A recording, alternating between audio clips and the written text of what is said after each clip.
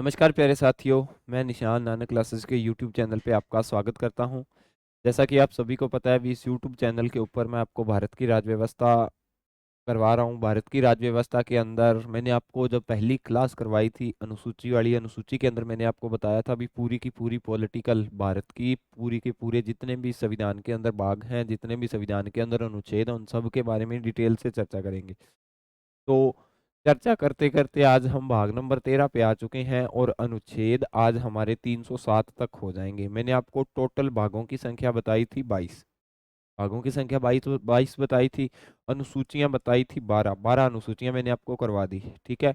अनुच्छेद मैंने आपको बताए थे 395 बताए थे। 395 में से आज आपके हो जाएंगे 307। मतलब कि हमारे बड़े बड़े अनुच्छेद कितने रह जाएंगे? 88 अनुच्छेद रह गए और 7 कितने रह गए? 9 भाग रह गए। यही कुछ रह गया ना। तो आज हम देखेंगे भाग नंबर 13। आगे मैंने आपको बताया था अभी सबसे बड़ा भाग 5 और 6 दो भाग हैं जो सबसे बड़े और सबसे बढ़िया तरीके से समझने वाले हैं। ज्यादातर क्वेश्चन उन्हीं भागों में से बनते हैं। उसके बाद में क्या था, छोटे छोटे से भाग थे। पर आपको इतना पता होना चाहिए भी कौन सी अनुसूची में क्या दे रखा है, कौन से भाग के अंदर क्या दे रखा है। एक बार आप इतना याद कर लेना, उसके बाद में आप अनुच्छेद को भी अपने आप याद करने लग जाओगे भी कौन से अनुच्छेद के अंदर क्या दे रखा है। जब आपको इतना पता चलने लग गया ना भी इस अनुच्छेद के अंदर हमें ये बात बताई गई है या इस भाग के अंदर हमें ये बात बताई गई है, तो कोई भी क्वेश्चन आपका गलत नहीं होगा। आप चाहे किसी भी कंपटीशन एग्जाम के अंदर बैठ जाना, ठीक है, आपका एक भी क्वेश्चन गलत नहीं होगा अगर आप सीक्वेंस से पढ़ोगे, लगातार कंटिन्यू पढ़ोगे तो। ठीक है। आज भाग नंबर 13 किससे संबंधित है? भाग नंबर 13 संबंधित है भारत के राज्य क्षेत्र के भीतर व्यापार, वाणिज्य और समागम। देखो व्यापार क्या होता है इसके बारे में भी मैं इस वीडियो के अंदर समझाऊंगा। वाणिज्य क्या होता है और समागम किसको बोलते हैं, इन तीनों के अंदर तीनों की शब्दावली का क्या अर्थ निकलता है, वो सारी की सारी चर्चा मैं आपको इस वीडियो के अंदर बताऊंगा। ठीक है। तो आपको इतना पता होना चाहिए भाग नंबर 13 के अंदर भारत के राज्य क्षेत्र के भीतर व्यापार, वाणिज्य और समागम। भारत के राज्य क्षेत्र मतलब कि भारत और राज्यों के बीच जो व्यापार होगा, वाणिज्य होगा या जो समागम होंगे, उन सब के बारे में चर्चा भाग नंबर 13 के अंदर बताई गई है। यहाँ तक किसी को कोई दिक्कत नहीं होनी चाहिए। अभी आगे भाग नंबर 13 का अनुच्छेद 301 पढ़ते हैं। 301 के अंदर क्या दे रखा है? 301 के अंदर क्या दे रखा है? 301 के अंदर ये दे रखा है व्यापार, वाणिज्य और समागम की संसदीय व्यापार वाणिज्य की स्वतंत्रता पर प्रतिबंध लगाया जा सकता है। संसद के व्यापार और वाणिज्य के ऊपर क्या लगाया जा सकता है? प्रतिबंध लगाया जा सकता है। और राज्यों के बीच या राज्यों के अंदर प्रवेश किया जा सकता है। यानी राज्य देश के भीतर भीतर अपना व्यापार कर सकते हैं, अपना व्यापार कर सकते हैं देश के भीतर भीतर। और इसके बाद में क्या दे रखा है, लेकिन संसदीय भारत के किसी भी हिस्से में माल की कमी के मामले में एक राज्य को दूसरे राज्य में छूट या भेदभाव नहीं दिया जा सकता। इस चीज का क्या मतलब है कि व्यापार के ऊपर कानून बनाने का अधिकार किसको है? सिर्फ और सिर्फ संसद को होता है व्यापार के ऊपर कानून बनाने का अधिकार।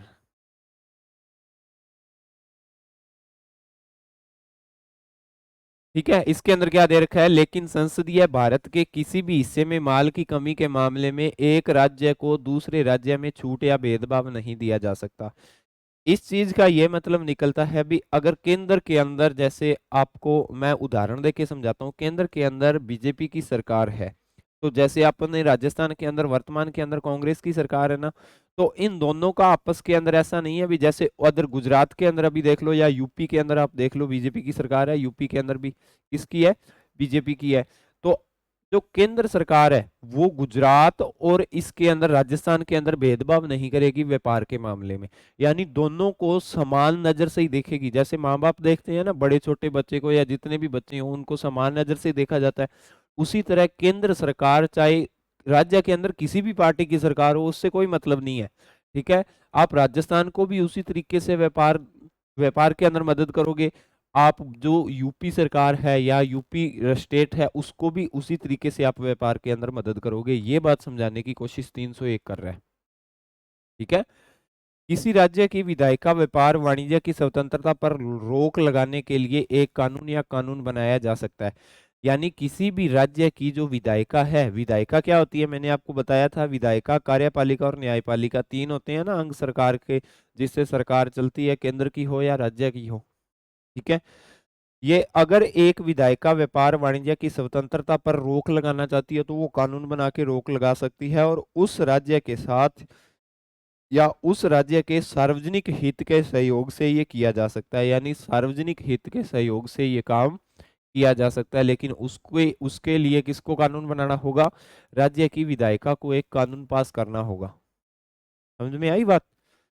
इसके बाद में 302 नंबर देखते हैं, 302 के अंदर क्या दे रखा है। अनुच्छेद 302, व्यापार वाणिज्य और समागम पर निर्बंधन अधिरोपित करने की शक्ति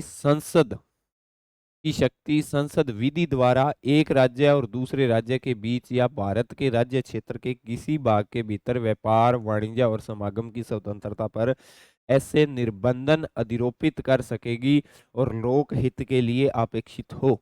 यानी कोई एक राज्य से दूसरे राज्य के अंदर कोई अनलीगल व्यापार हो रहा है, अनलीगल व्यापार तो आप समझते ही हो, कंपटीशन की तैयारी कर रहे हो, आजकल तो ज्यादा ही होने लगे अनलीगल व्यापार, समझते होगे, मेरे को बताने की आवश्यकता नहीं है। ठीक है, किसी भी दो राज्यों के मध्य कोई अनलीगल व्यापार हो रहा है तो संसद को यह अधिकार है, भी संसद के पास यह शक्ति है, भी संसद विधि द्वारा, यानी संसद एक कानून बना के उन दोनों राज्यों के मध्य जो व्यापार है उसको खत्म कर सकती है पूरी तरह से। ठीक है, ये अधिकार किसको है, ये अधिकार संसद के पास है। कौन सा अनुच्छेद ये हमें बताता है, अनुच्छेद नंबर 302 के अंदर इसके बारे में चर्चा की गई है। समझ में आई बात। पहले के अंदर बताया गया था भी संसद किसी भी राज्य के साथ में भेदभाव नहीं करेगी। 2 नंबर के अंदर अभी ये बताया गया है भी दो राज्य आपस के अंदर अनलीगल तरीके से व्यापार कर रहे हैं, अनलीगल वस्तुओं का व्यापार कर रहे हैं, तो अगर केंद्र सरकार को इस चीज का पता चलता है तो केंद्र सरकार की जो संसद है वो संसद कानून बनाकर, विधि बनाकर उन दो राज्यों के मध्य व्यापार को पूरी तरह से क्या कर सकती है, बंद करवा सकती है। इसके बाद में अनुच्छेद नंबर 303, संसद के पास ऐसा कोई कानून बनाने की शक्ति नहीं है जो 7वीं अनुसूची में किसी एक सूची में व्यापार और वाणिज्य में किसी भी प्रविष्टि के आधार पर एक राज्य को दूसरे राज्य की तुलना में अधिक बेहतर स्थिति में रखे। इस चीज का क्या मतलब निकलता है, इसके अंदर ये शक्तियां बताई गई है कि अगर 7वीं अनुसूची शक्तियों का विभाजन करती है, मैंने आपको बताया था, हर क्लास में लगभग ये बात बता रहा हूँ जब से भाग नंबर 11 स्टार्ट किया हुआ है। भाग नंबर 11 भी इसी मामले के ऊपर था, भाग नंबर 12 भी इसी के ऊपर चला गया, भाग नंबर 13 भी इसी के ऊपर जा रहा है। हर मामले के अंदर बताया कौन सी सूची के अंदर कितने विषय हैं, ये भी आपको पता होगा, अब तो पता चल ही गया होगा ना भी कौन सी अनुसूची के अंदर कितने विषय हैं, बहुत बार आपको बता दिया। तो जो विषय केंद्र सूची के अंतर्गत हैं, ठीक है, और जो विषय राज्य सूची के अंतर्गत हैं, केवल व्यापार से संबंधित विषय, राज्य सूची के अंतर्गत जो व्यापार से संबंधित विषय हैं उस पर कानून राज्य सरकार बनाएगी। केंद्र सूची के अंतर्गत जो विषय, संघ सूची है ना, जो संघ सूची के अंतर्गत जो विषय व्यापार से संबंधित होते हैं उन पर कानून कौन बनाएगा, उन पर देश की संसद कानून बनाएगी। इन दोनों के अंदर आपको अंतर पता चल गया होगा, ये तो नॉर्मल सी बात है, हर एक क्लास के अंदर मैं आपको लगभग लगभग ये बात बता रहा हूँ। ठीक है, अनुच्छेद 304, अनुच्छेद 301 या अनुच्छेद 303 में किसी भी बात के घटित होने पर किसी राज्य का विधान कानून द्वारा किया जा सकता है। अन्य राज्य या केंद्र का उपयोग कर सकते हैं, से संबंध वस्तुओं पर कोई भी कर नहीं लगाया जा सकता। देखो इस चीज का क्या मतलब निकलता है, जैसे पंजाब और हरियाणा का आपस के अंदर कोई व्यापार चल रहा है, ठीक है, वैसे तो क्या होता है अभी, देश की जो संसद होती है और राज्य की विधायिका होती है वो कानून बना के वो कर लगा सकती है, अभी व्यापार कर रहे हो, हम जैसे किसी को वस्तु बेचेंगे तो वो कर लगाएगा, या उससे खरीदेंगे तो वो कर लगाएगा, तो फिर हमारा भी अधिकार बनेगा ना भी, अगर आगे वाला व्यक्ति हमसे कोई वस्तु खरीदेगा या हमें बेचेगा तो हम कर लगाएंगे। कर खरीदने पे लगता है भी, हम कोई वस्तु लेने के लिए गए, आपको पता होगा खरीदारी तो करते ही हो, खरीदने के लिए गए तो उसके ऊपर आपको इंक्लूड विद टैक्स करके आपसे लिया जाता है ना, टैक्स का पैसा लिया जाता है, तो सेम सिस्टम होता है। ऐसे राज्य एक दूसरे के ऊपर राज्य या केंद्र का उपयोग कर सकते हैं। राज्य केंद्र के ऊपर लगा सकता है, केंद्र राज्यों के ऊपर लगा सकता है। हालांकि इस प्रकार की संबंध वस्तुओं और इस प्रकार के निर्मित या निर्मित वस्तुओं के बीच में अंतर होता है। यानी सभी वस्तुओं के ऊपर कर नहीं लगता। ऐसे नहीं है भी आप एक दूसरे को, जैसे बिहार से चावल दिया राजस्थान को, राजस्थान ने गेहूं दिया बिहार को, तो आपस के अंदर ही टैक्स लगा रहे हो। ठीक है, दोनों वस्तुओं का अगर मूल्य समान है तो आपको टैक्स नहीं लगेगा। समझ में आई ना बात? कि उस राज्य के साथ या उसके भीतर व्यापार और वाणिज्य की स्वतंत्रता पर प्रतिबंध लगाया जा सकता है जो सार्वजनिक हित में हो। यानी अगर आप टैक्स नहीं दे रहे हो और व्यापार कंटिन्यू कर रहे हो, एक राज्य से टैक्स ले रहे हो लेकिन आप टैक्स नहीं दे रहे, तो उस पर उसके ऊपर क्या किया जा सकता है? प्रतिबंध लगाया जा सकता है। 305, विद्यमान विधियों और राज्य के एकाधिकार पर उपबंध करने वाली विधियों की व्यावृत्ति का प्रावधान है। यानी पूरा का पूरा सिस्टम है जो किसी एक हाथ में नहीं दे रखा 305 के अकॉर्डिंग। ठीक है, देखो, संसद अगर व्यापार करती है तो संसद के पास में अलग कानून है, राज्य व्यापार करता है तो राज्य के पास में अलग कानून के बारे में इन्होंने बता रखा है। ठीक है, ऐसा नहीं है भी पूरा का पूरा एकाधिकार, जो व्यापार के मामले में एकाधिकार है वो पूरा का पूरा केंद्र सरकार को ही दे दिया। जैसे आपको पता है भी केंद्र सरकार का भारत की हर एक वस्तु पर नियंत्रण होता है। केंद्र सरकार राज्य सरकारों को जोड़ के रखती है, केंद्र सरकार राज्य सरकारों के मामले में अधिक शक्तिशाली है। भाग 5, राष्ट्रपति जो राज्यपाल को नियुक्त करके भेजते हैं, तो राज्यपाल पूरे के पूरे स्टेट गवर्नमेंट के ऊपर क्या लोक की तरीके से कार्य करता है, लोक लगा के रखता है। तो वो सारा का सारा सिस्टम कहीं ना कहीं केंद्र सरकार पावरफुल है।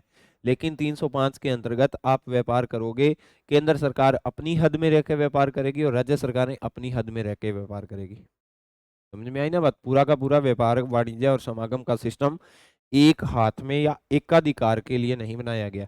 भी आपने सारी की सारी व्यापार से संबंधित शक्तियां केंद्र को दे दी और उसके बाद में केंद्र जिसको चाहे, जिस राज्य को चाहे उसको अधिक वरीयता दे सकती है, जिसको न चाहे उसको अधिक वरीयता नहीं देगी। ऐसा नहीं होगा।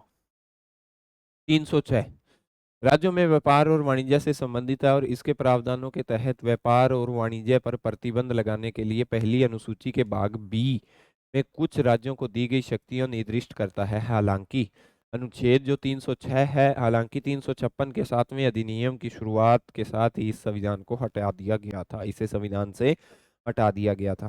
देखो, मैंने आपको बहुत से अनुच्छेद करवा दिए जो संविधान से हट गए हैं, हट गए हैं ना।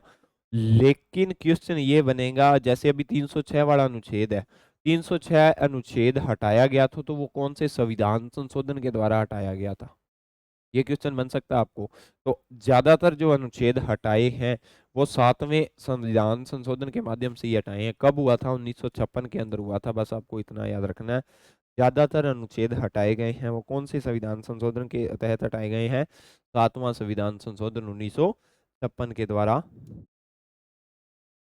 हटाए गए हैं। अनुच्छेद 307, 301, 302, 303 और 304 के अनुयायियों को उपयुक्त समझ के लिए नियुक्त किया जा सकता है और राजनीतिज्ञों को ऐसी शक्तियां और आवश्यक समझ के अनुसार नियुक्त किया जा सकता है।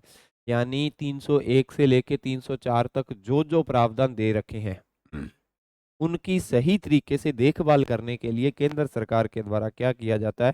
केंद्र सरकार के द्वारा एक आयोगों का गठन किया जाता है। किसका गठन किया जाता है? आयोगों का गठन किया जाता है केंद्र सरकार के द्वारा। जैसे अभी वर्तमान के अंदर भारत के अंदर अंतरराज्यीय परिषद होती है। आपको मैंने जब मुख्यमंत्री बताया था तो मुख्यमंत्री के बारे में बताया था ना, मुख्यमंत्री अंतरराज्यीय परिषद का सदस्य होता है। प्रत्येक राज्य की अपनी अपनी सॉरी, केंद्र सरकार के द्वारा एक आयोग या एक परिषद का गठन किया गया है, अंतरराज्यीय परिषद का। अंतरराज्यीय परिषद के सदस्य कौन होते हैं? पूरे जितने भी राज्य हैं उन राज्यों के जितने भी मुख्यमंत्री हैं वो उसके क्या होंगे? वो उसके सदस्य होंगे। उसका अध्यक्ष कौन होगा? प्रधानमंत्री देश का उसका अध्यक्ष होता है। तो अंतरराज्यीय व्यापार का यह मतलब होता है भी एक राज्य से दूसरे राज्य के मध्य व्यापार हो रहा है तो उसको, देश को भी पता चलना चाहिए ना भी क्या क्या व्यापार हो रहा है। तो उनकी बैठकें होती हैं, जैसे साल में एक बार होगी या 2 बार होगी, तो वो सारा अंतरराज्यीय परिषद जितने भी आयोग हैं, मैं आयोगों की क्लास एक दिन लेके आऊंगा तो उसके अंदर आपको बता दूंगा भी कब कब इनकी बैठक होती है। ठीक है, केंद्र सरकार के द्वारा राज्यों की सहायता के लिए अंतर्राज्यीय परिषद का गठन किया जाता है। अंतर्राज्यीय परिषद के अंदर बिठाए कौन जाते हैं? राजनीतिज्ञों को ऐसी शक्तियां और आवश्यक समझ के अनुसार उनके अंदर नियुक्त किया जाता है। समझ में आ गई बात? इसके बाद में क्या दे रखा है? इसमें 3 लेख प्रयुक्त शब्द मानते हैं। मैंने आपको बताया था व्यापार। व्यापार का अर्थ है लाभ कमाने के उद्देश्य से माल खरीदना या बेचना, व्यापार कहलाता है। अनुच्छेद 301 के तहत व्यापार शब्द का अर्थ एक निश्चित उद्देश्य के साथ वास्तविक, संगठित, ऑर्गेनाइज्ड और संरचित गतिविधियां हैं। अनुच्छेद 301 के उद्देश्य के व्यापार शब्द का प्रयोग व्यवस्था के साथ परस्पर किया जाता है। आपको इतना याद रखना है, व्यापार का अर्थ लाभ कमाने के उद्देश्य से माल खरीदना या बेचना। व्यापार का समझ में आ गया। व्यापार के बाद में 2 नंबर पे था वाणिज्य। वाणिज्य शब्द का अर्थ है हवा, पानी, टेलीफोन, टेलीग्राफ या किसी अन्य माध्यम के संचरण, ट्रांसमिशन या आवाजाही। अनुच्छेद 301 के तहत वाणिज्य के लिए जो आवश्यक है वह है परिवहन, ट्रांसपोर्टेशन या संचरण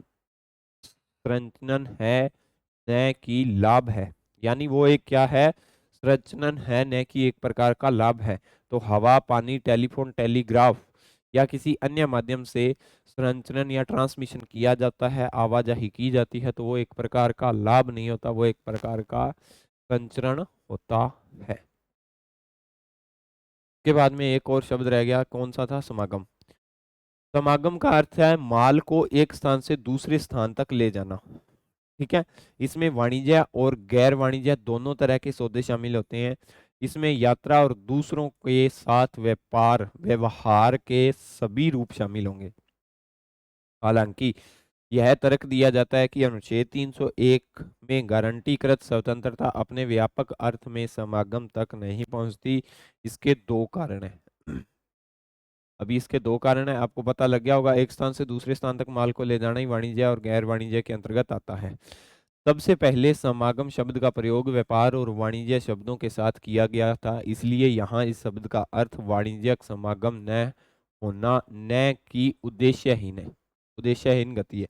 यानी इसका शब्द का प्रयोग क्या है? वाणिज्य समागम है, न कि उद्देश्यहीन गति। ठीक है, अभी इसके दूसरा कारण क्या है? दूसरा कारण यह है इसका कि यद्यपि 301 विधानमंडल और संसद की शक्ति 245 से 246 के तहत उनके प्रावधान के तहत की गई है, पर एक सीमा लगाता है। लेकिन समागम शब्द 7वीं अनुसूची के तहत कानून के विषय के रूप में शामिल नहीं किया गया है। समागम के ऊपर कोई भी कानून न तो राज्य बनाता है और न ही कौन बनाता है? केंद्र बनाता है समागम शब्द के ऊपर। जैसे कि शब्द व्यापार और वाणिज्य को शामिल किया गया है और इसलिए यहाँ समागम का अर्थ व्यापक अर्थ में नहीं लगाया जा सकता। ठीक है दोस्तों, मैंने आपको 307 तक करवा दिया। ठीक है, कहां तक करवा दिया? 307 तक कवर करवा दिया। अनुच्छेद 307 तक हमारे कंप्लीट हो चुके हैं। अगर आपको ये क्लास अच्छी लगती है तो क्लास को लाइक करें, अपने दोस्तों के साथ शेयर करें। उम्मीद है जितना करवा रहा हूँ आपको अच्छे से समझ में आ रहा है। आप कंटिन्यू क्लास के साथ जुड़े रहें। मैं आपको गारंटी के साथ कह सकता हूँ पॉलिटिकल के अंदर आपका एक भी क्वेश्चन गलत नहीं होने दूंगा, लेकिन आपको एक कंडीशन पे लगातार साथ में जुड़ना पड़ेगा। ऐसा नहीं है भी सर आपकी 30 वीडियो तो देख ली, उसके बाद में वीडियो नहीं देखी और जो क्वेश्चन आएंगे एग्जाम के अंदर वो 30 वीडियो के बाद वाली क्लासों के अंदर से आ जाए।